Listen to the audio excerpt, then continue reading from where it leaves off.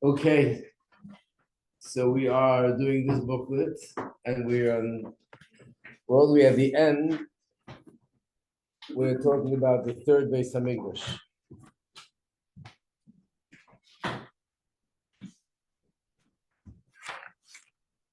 And we said that there are two opinions: who will build it, whether it'll be built from above or it'll be built by us. And the Zohar says that it'll be built in heaven. Hashem will bring it down here miraculously. Yet there are other sources. One looks like the Rambam, Maimonides, is that no, humans will build it, and it'll be built by the guidance of Moshiach.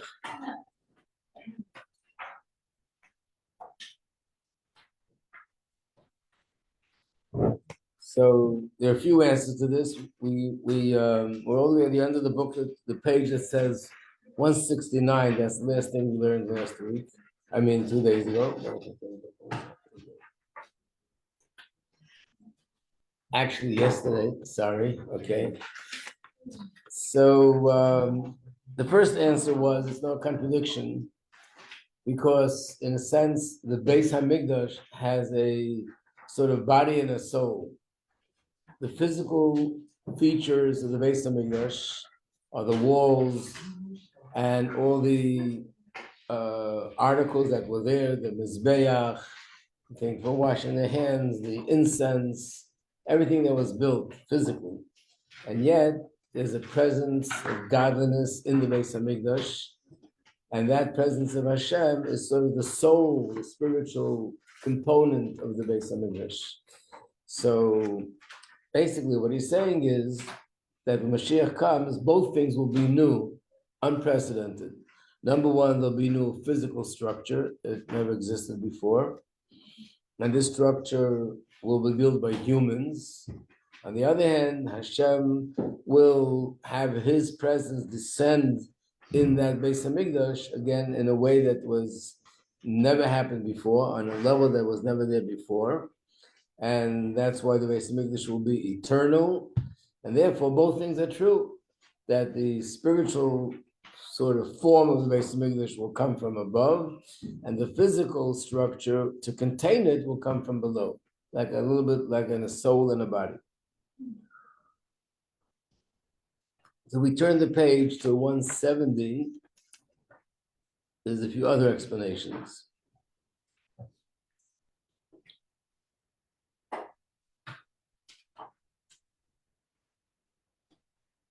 More detailed. The man-made and divine components of the temple will be combined in several ways. As we're saying now, that both are true. There'll be something which will come from Hashem, and there'll be something which comes from our efforts, from us building. The temple that descended from above will be clothed in the temple built by Mashiach, just as the altar fire that descended from heaven was clothed in the fire kindled by man at Hashem's command. What he's referring to is when Shlomo HaMelech built the first Beis Hamikdash, naturally there were many miracles that happened, and one of them was that he prayed and a fire descended from heaven, and that fire appeared miraculously on the Mizbeach without him lighting it. And in fact, that fire was never extinguished. Nevertheless, there's a halacha that every single day the Kohanim was supposed to light a fire on the Mizbeach, on the altar. And more than that, they were supposed to get firewood, and there were people that their job was, their responsibility was to check the wood, that the wood was not without worms, and the wood was in a position, in a situation where it was suitable to go on the Mizbeach. And then there were Kohanim that were appointed. There was a room in the Beis Hamikdash which stored that wood. So there was a lot about the physical wood and the physical fire that they lit. But at the same time, it says there was a heavenly fire. So the heavenly fire was clothed in the physical fire. In fact, it says in the Zohar that when you looked at the fire, you could see the form of a lion. In general, the Beis Hamikdash is compared to a lion. and specifically the fire on the altar looked like a lion. Another way of explaining how the heavenly Beis Hamikdash and the earth could be combined is a pasuk that says her gates sank into the ground. What does that mean? The Medrash maintains that the gates of the Beis Hamikdash are buried on the Temple Mountain. When the third temple descends from, wait a second, let's wait 1 second. With that, I just want to say that we learned about this, that there's other things that were in the Beis Hamikdash that were never destroyed, not by the Babylonians. And what happened was when the time came, all these articles disappeared. They didn't just disappear miraculously, but Hashem gave the message. It was basically, there was a king, who was also a prophet, and he gave the order to take the Urim, the Ark, and the Luchas, which had in it the 10 Commandments, and a few other articles that were there, and bury them somewhere under the ground, which means that there are different, there are caves under the ground in the Temple Mountain. Naturally, they've never been discovered, and even with our archaeologists today, and even with modern technology today, they didn't find it because Hashem doesn't want them to find it. And when Mashiach comes, that's when we're going to find it. So in addition to that, there's another thing that it says that was sort of swallowed in the ground. What does that mean? Is it physically there, or maybe it's just sank very deep in the ground that no one could reach it? But it says in the Medrash that the gates, they also, not in this place, it's not in the same chamber where everything else is hidden, but the gates were buried in the ground. When the third Beis Hamikdash will descend from heaven, the gates will rise up and reinstate themselves right where they belong. But only with man's help, because one who fixes the gates is halachically considered the builder of the entire house. In other words, there's a mitzvah that we have to build the temple, and yet we say that Hashem will make the Beis Hamikdash. So even according to the opinion that the Beis Hamikdash that will come from above will actually evolve into a physical structure, it's still going to be considered partially our structure. Why? Because we will contribute, and the gates that will be part of the Beis Hamikdash that will come from us. And why is that so significant? The halacha is that if there's a house and a person builds the gates of the house, that act is considered as if he built the house, and it's a way of acquisition, how you can acquire the house by building the gates. So therefore the Yidden will, and the question was, if the Beis Hamikdash comes from heaven, how are we going to fulfill our commandment that we're supposed to build it? So the answer is by building the gates, which means we'll be instrumental in bringing these gates back up to the surface. By building the gates, it will be considered as if we built the whole thing. There's a third explanation. The temple dimensions recorded in Masechta Midas differ from those found in Yecheskel. So in this class, you're very aware of the word Midas. Midas means character traits, and that's what we're learning about in Pirkei Avos. But Midas has another definition, and that is, it means measurements. And there's a tractate that's called Midas. And what is it? It's all about the measurements of the Beis Hamikdash. How big the walls were, their length, their width, their height, and every single room in the Beis Hamikdash, and so on and so forth. So we know the measurements of the Beis Hamikdash from that tractate. On the other hand, we also learned the other day that there's a chapter in the book of Yecheskel, which is a prophecy that Hashem gave to this prophet. He showed him the Beis Hamikdash, a vision, and he had to measure everything. And all those measurements are also recorded in the book of Yecheskel. The only problem is that the measurements in the book of Yecheskel, which is by this Navi, by this prophet, and the measurements in the tractate of Midas are not consistent. There are things that are not consistent. So what does that mean? The temple dimensions recorded in the Masechta Midas, tractate Midas, differ from those that are found in Yecheskel. Since the latter is unclear, we will build the Beis Hamikdash according to the measurements in Midos. We'll actually physically build it. But whatever furnishings are described in the Cheskel will descend from heaven. In other words, the difference is Hashem from heaven will send down to this physical structure, and everything will one will complement the other. They'll merge as one. So again, there'll be the part that will build, and there'll be a part that will come from heaven.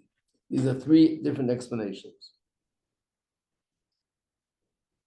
Chassidus emphasizes that this very synthesis of human effort and divine revelation distinguishes true Geulah. The third temple will perfectly manifest this connection between the higher and the lower worlds. I'll explain this line a little bit later. We'll soon see a bit more detail. So one of the things I kept repeating was that the third Beis Hamikdash is different than all the others that were built before because they were all destroyed. But the third is eternal. So it's based on a pasuk, a verse in Tehillim, where it says these words, unless Hashem builds the house, its builders labor in vain. In other words, there's no way that the house is going to last unless Hashem builds it.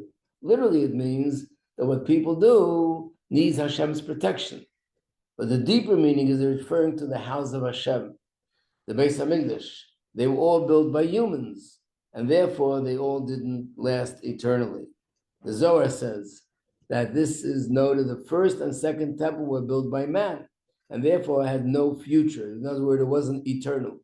The third temple will be built by Hashem, that will exist forever.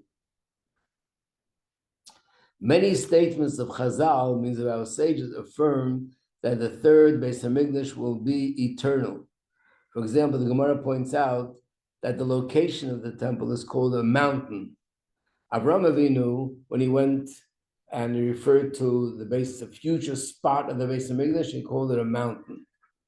Yitzchak, when he spoke about that spot, he called it a field. Yaakov, when he referred to that place, called it a house. So the commentators write that these three terms refer to the three temples. Significantly, neither a mountain nor a field is permanent dwelling place, but a house is a permanent dwelling place. So once Hashem's built the Beis Hamikdash, this is this permanent dwelling place. Permanent means eternal.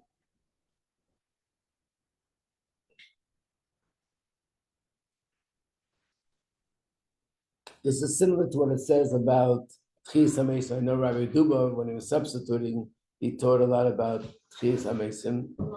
What? A lot. So he covered that whole subject. But one of the things which he probably mentioned was that the body of humans today, of course, Hashem is behind everything, but technically it's created by the parents. So being that humans created the human body, therefore it's not eternal. When Moshiach comes and Hashem brings all the dead back to life, that means Hashem himself will be the one to create the human body. And therefore, just like Hashem is eternal, the body will be eternal. What about the ones who are not dead? The ones that what? The ones that, when Moshiach comes, people who are alive, are their body going to be eternal? So he's going to insert the eternal medicine for those that are alive, and then they should be eternal.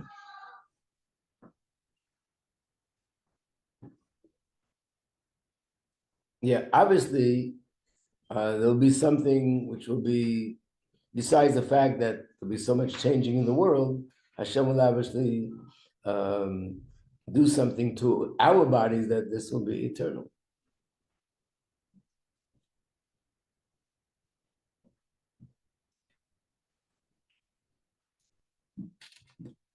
What he's going to explain now, this last piece, is that really in Torah there's a certain principle that everything has a certain advantage over something else. There's nothing that's totally sort of inferior to everything else. Just like in the human body. If you ask the question, which organ in the body has the most quality to it? Of course, you'd say the brain. But on the other hand, there are also other organs of the body And every organ is necessary, which means there's a certain advantage in the heart over the brain. There's an advantage in the brain over the heart. And there's an advantage in the legs over the brain and the heart. Because if a person has a brain and a heart and God forbid can't walk, he has a disadvantage. In fact, every single organ in the body has some advantage over the other organ. And the same is with everything else that Hashem created. It's for example, when it comes to the holidays, something very interesting when you study Chassidus, and now we're approaching Pesach. It's a wind. Yeah. We're approaching Pesach. So when you study Chassidus, you learn in the Maimer that Pesach is a yontiv that's higher than all other Yom Tovim of the year. Okay, you're excited, you're celebrating Pesach. A few months go by and Shavuos comes up. You start learning a Maimer of Shavuos. Shavuos is a yontiv when Hashem gives the Torah that's higher than all the holidays of the whole year. Wow, that's interesting. I thought it was Pesach. Then comes Purim, then comes Rosh Hashanah, then comes Yom Kippur. So what does that mean? So the answer is the same thing. Every Yom Tov has in it something which makes it superior to all other Yom Tov of the year. Every Yom Tov provides us with something spiritually, certain spiritual light, a certain spiritual energy. It gives us something spiritually which no other Yom Tov gives us. And what happens in Purim is something which you can't say that about any Yom Tov. So for example, Pesach is definitely superior because it's a Yom Tov in the Chumash. Purim is a yontif that the rabbis instituted. Automatically, Pesach is higher. On the other hand, there are certain advantages in Pesach, like for example, the simcha on Pesach is supposed to be unlimited joy, ad lo yada. You don't find that. On Purim, you don't find that with Pesach. So every yontif will have some advantage over the other. There's so many mamarim that talk about the sun and the moon, that the sun has certain advantages over the moon, but the moon has certain advantages over the sun, which basically means that everything in the world has something unique that it contributes, and the same thing with every person in the world. Here he's going to talk about the Beis Hamikdash. The first Beis Hamikdash has a certain advantage that the second doesn't have. The second Beis Hamikdash has a certain advantage that the first doesn't have. The third Beis Hamikdash will have all the advantages of the first and the second without the disadvantages. So let's see if we can work that out. The third temple will encompass the advantages of the first temples, but not the disadvantages. What is the difference? The Sikha is a very long, lot of pages, so this is just brief, very, very brief. The difference is like this. The first temple was built during Shlomo Melech's life. That was the climax of divine revelation. Why is that the climax? The Gemara says that Shlomo Melech was 15 generations from Abraham Avinu. If you count from Abraham Avinu, how do we count the generation? Not every 50 years or every 100 years. You count the generation by the leader of the generation. Like Abraham was the first, Yitzchak was the second, Yaakov was the third, and then his son was the fourth, and his son was the fifth, and Amram was the sixth. Moshe Rabbeinu was the seventh. From Moshe, we'll see there are 7 great leaders, which represent 7 generations. And then King David was the 14th generation, and Shlomo Melech was the 15th. The best time in history of the Jewish people ever, before and after, until Moshiach comes, was the time of Shlomo Melech. There was peace in the whole world. The whole world was under the sovereignty of Shlomo Melech. There were no fights, there were no wars, and there was a very high level, physically, spiritually, everyone had what they needed. And the Gemara compares this to the moon, that the moon, there are times when the moon is brighter, there are times when the moon is not so bright, but the brightest point in the moon is the 15th of the month. So in the same way, Shlomo Melech's generation was the 15th. So it means it was the highest point spiritually. Yet the world was unprepared for this intensity. As a result, idolatry, false prophecy were rampant, culminating in the destruction of the Beis Hamikdash. I'll soon explain. The second temple, in contrast, was built not during a splendid period in Jewish history. It was a time where there was foreign dominance, which means we didn't even have our own kings. We were under the rule of the Persians at that time. The inspiration to build it came from a non-Jew, Koresh. He was the one that said, okay, it's time to build. Consequently, there was much less divine revelation in the second temple. Why? There was no ark. There's no Urim v'Tumim. Urim v'Tumim is the breastplate that the Kohen Gadol wore, and that they had, but that breastplate had a certain prophetic power that if they needed to know what they should do or not do, they would ask, and the letters of the alphabets would light up, and that would be an answer, clearly an answer from heaven. They didn't have that ability in the times of Beis Hamikdash. Again, the actual garment existed, but in the first Beis Hamikdash, there was a certain piece of parchment inside with Hashem's name, and that was taken out. And that's also hidden together with the ark under the ground. There was no fire. That heavenly fire that I spoke about before was in the first temple, not in the second. No Shechina and no Ruach HaKodesh, which means there was no prophecy then. And there was also Hashem's presence was not revealed in the second like it was in the first. Yet the lower world was being purified and the Jewish people repented. For these reasons, the second temple lasted. Turn the page. Longer than the first. The first was 410 years, the second was 420 years. It was eventually destroyed, for the inspiration from below cannot endure without revelation from above. I want to explain this in simple language. One of the core principles that you study about a lot in Chassidus is that when a person reaches and achieves certain things, but the power to achieve it comes not from themselves or their own efforts, but it's something which comes from above. Like the Alter Rebbe gives the example, the person is inspired from above, and as a result of that, they find that they're on a high and they're inspired and they want to pray and they want to do mitzvahs and they're just being carried away by this spiritual wind that's carrying them. Even though it's an amazing thing, but it's not going to last long.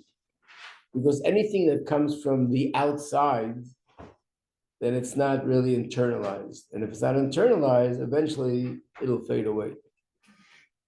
And the Alter Rebbe writes that people came to him and complained that there were times when they felt very inspired.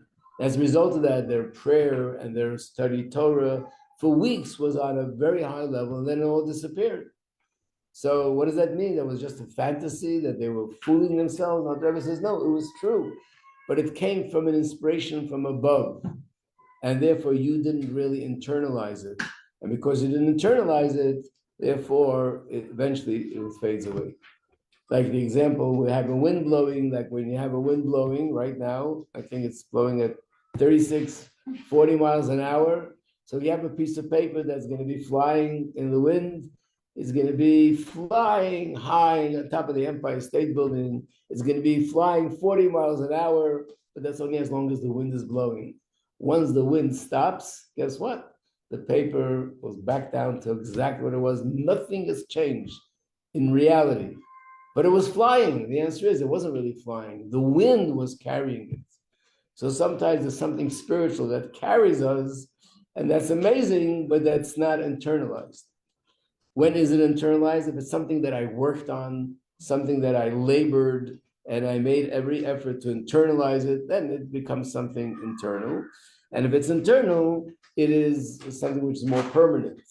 But on the other hand, it's not as powerful as something which comes from above. So the advantage of the first Beis Hamikdash was that it was a godly revelation, a time of godly revelation. That's much greater than the second. But because it came from above, therefore it didn't last. The second Beis Hamikdash came from our efforts, came from below, and therefore it lasted longer. But nevertheless, humans are limited. So because of that, the second Beis Hamikdash eventually was also destroyed. The third Beis Hamikdash will have both advantages.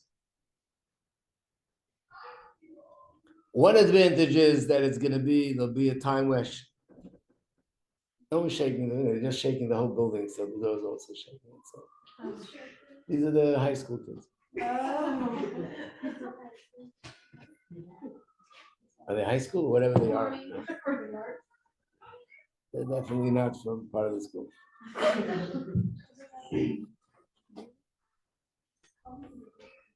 So Mashiach comes, we'll have the combination of both. Which means it'll be a result of all these thousands of years that we've done tshuva and we had kept Torah and mitzvahs under very challenging situations. On the other hand, we'll also have Hashem being revealed to us in a way that would never happen before. And these two things will come together. So that's what the Rabbi is saying, that all the things we mentioned before, that there'll be a dimension of the temple coming from above. There'll be a dimension of the temple that's coming from below, is really characteristic of what the whole era will be all about. And the Beis Hamikdash will be all about. It'll be a combination and a merging of above and below together, and it'll have all the advantages. The next thing, complete truth. The final Beis Hamikdash represents complete truth. Consequently, it will shine upon the nations of the world, which means not only it'll be a place for the Bnei Yisrael, for the Jewish nation, but many nations will go and say, this is a verse in the Torah. Let us go and come up to the mountain of Hashem, to the house of Hashem of Yaakov. For in the writings of Chazal, Yaakov signifies the complete truth, and this extends even to the Gentiles. Something which is a complete truth is unlimited. So therefore, it will extend to all the nations of the world, and it'll also be eternal for all time, because that's what Yaakov is, the one that corresponds to the third Beis Hamikdash.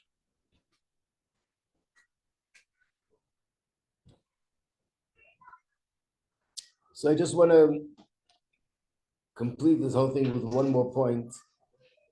We said before that the determining factor, the key factor, which will be the indication that we've now made the shift from Geulah to Geulah, even though many amazing things are happening and will continue to happen, but what will be the key factor that will be the indication that we made that we crossed the bridge, so to speak, from Geulah into Geulah? That'll be the third Beis Hamikdash. I want to explain why that. And the answer to that is because, in essence, when Mashiach comes, there'll be a lot of things happening. There'll be a long list of things happening.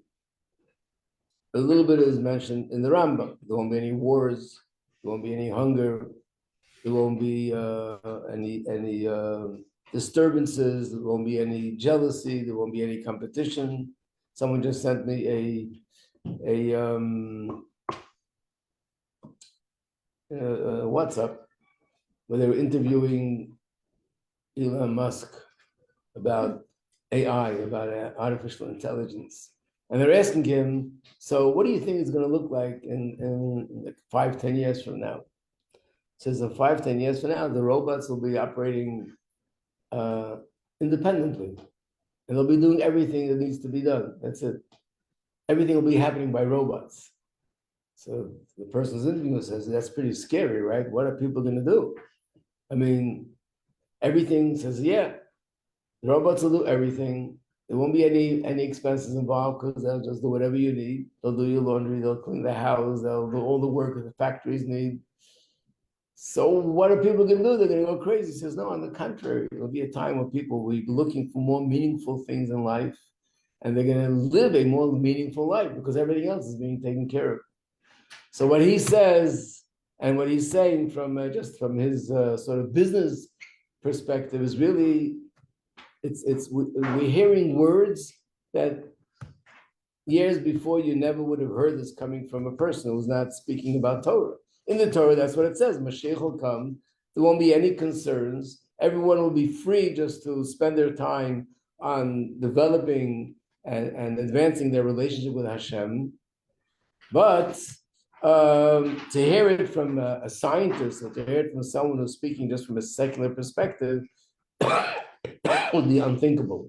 But now we're hearing it From why? Because we're getting close to that time. That even from a very secular point of view, there's just nothing to do anymore. People are going to be looking for things that are more meaningful, more spiritual, meaningful things in life. So basically, there's a long list of all the good things that are going to happen. But there's one thing that's really going to be the cause of all these changes. So if you have a list of 100 things, there'll be one change that's going to cause all 100 changes. And if you can make me a list of 200 things, there'll still be one cause that's going to be the cause of all the 200 changes. And what is that one thing?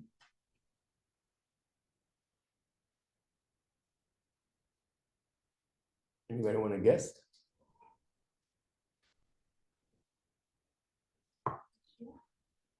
Well, that's the era, it's the era of Mashiach. So that's definitely what it is. But I'm saying one thing's going to happen when Mashiach comes, that one thing is going to be responsible for all the other changes. Yeah. Beis Hamikdash and building the temple. Right, but why and how? What is why? That's why I'm going to explain now why the Beis Hamikdash, because that has to do with this one thing. What is that one thing that we're talking about? So like revelation of godliness. That's the bottom line. Yeah. In other words, as long as Hashem is concealed even 1 degree, there'll be things in the world that are happening that are not pleasant. Hashem is the source of goodness and the source of kindness and the source of light. So really, the world the way we know it now doesn't even make any sense. If you believe in Hashem, everything should have been good and happy. People should have whatever they need. There should be no reason for any kind of heartache or pain or suffering. It doesn't make any sense. However, the reason is because Hashem's presence is concealed, and as a result of that, things are happening that are openly not good. When Mashiach comes, the main one change that's going to be is that Hashem's presence will be revealed. And once Hashem's presence is revealed, everything will fall into place, and there'll be only good happening in the world, good physically and good spiritually. The analogy that's given sometimes is of a person who, God forbid, is in a coma. And as a result of that, everything is wrong. He can't walk, and he can't talk, and he can't think, and he can't communicate with them, and he can't go to work, and he can't speak to his family. And there's a long list of things that are very unfortunate and tragic that are happening. If the doctors find whatever it is that caused this person to be unconscious, and they correct that and it comes back to consciousness, automatically everything else will fall into place. Same thing, that's why Geulah is compared to using the metaphor as if Hashem is sleeping. That's the metaphor that's used. It means that his presence is concealed, his presence is hidden. And this is the Beis Hamikdash. So whoever gave the answer to that is the Beis Hamikdash. And the one who gave the answer is the revelation of Hashem. It's all one.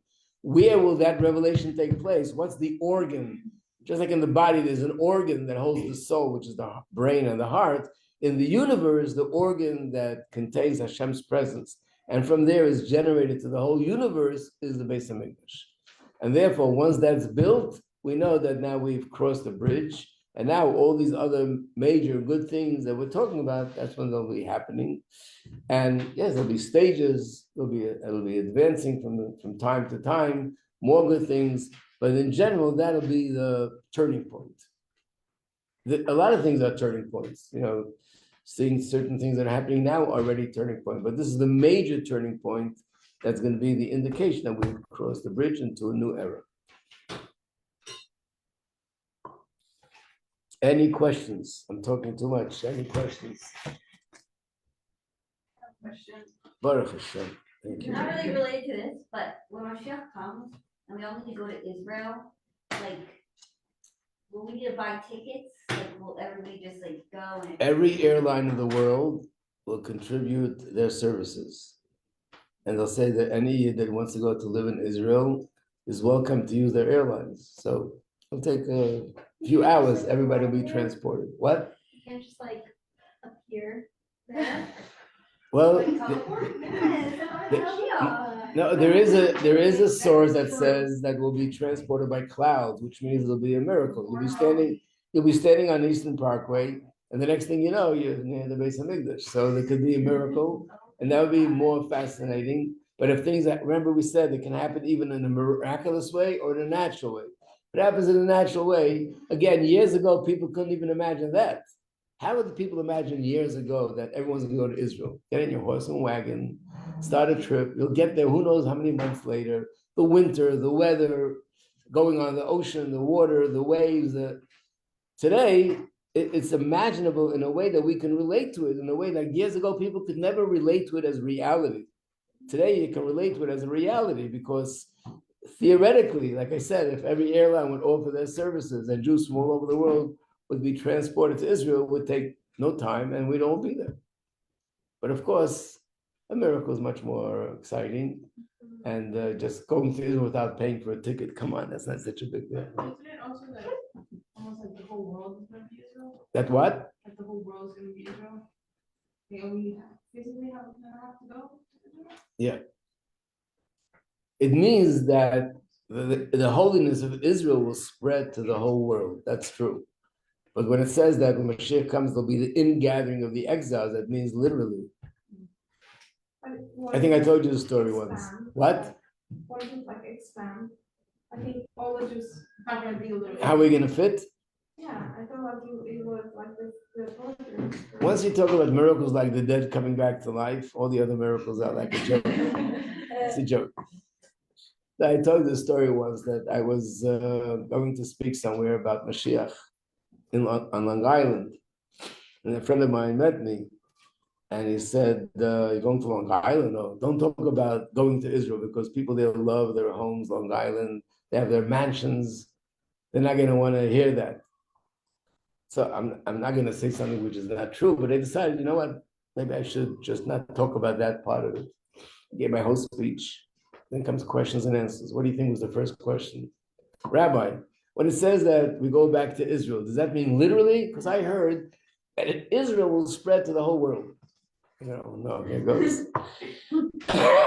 So I said, I wanted to make her feel good. I said, it's true that the spirit of Israel spread to the whole world, but this is in Rambam, which is halacha. Anything in halacha is literal. We will literally be going to Israel. And she says, I sure I hoped I wouldn't have to get stuck here on Long Island. Wow. Anyway, when the time comes, everybody will want to be there. Already we're seeing that kind of movement in the world, but of course when Mashiach comes, everyone is going to want that. What? People want to know the truth. Yeah, that time people will want to know the truth in a way that'll be the only thing that will concern them. So even now, people think, don't say this. Oh, we mean the fact that people want to know the People emes. want to know the truth. Yeah.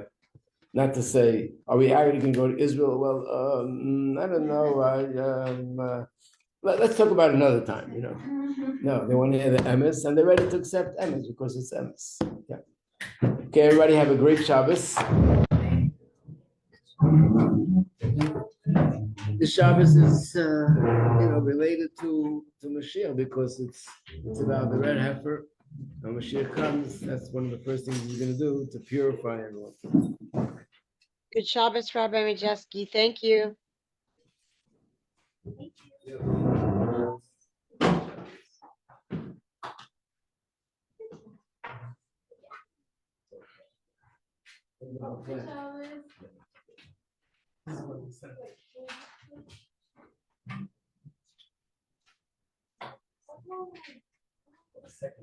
Oh, thank you.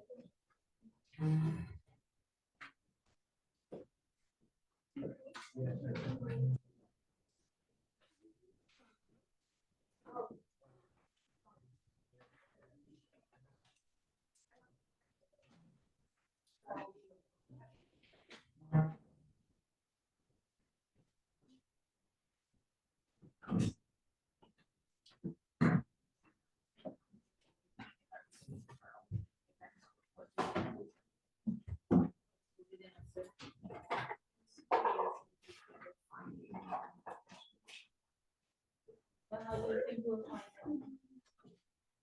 I don't know.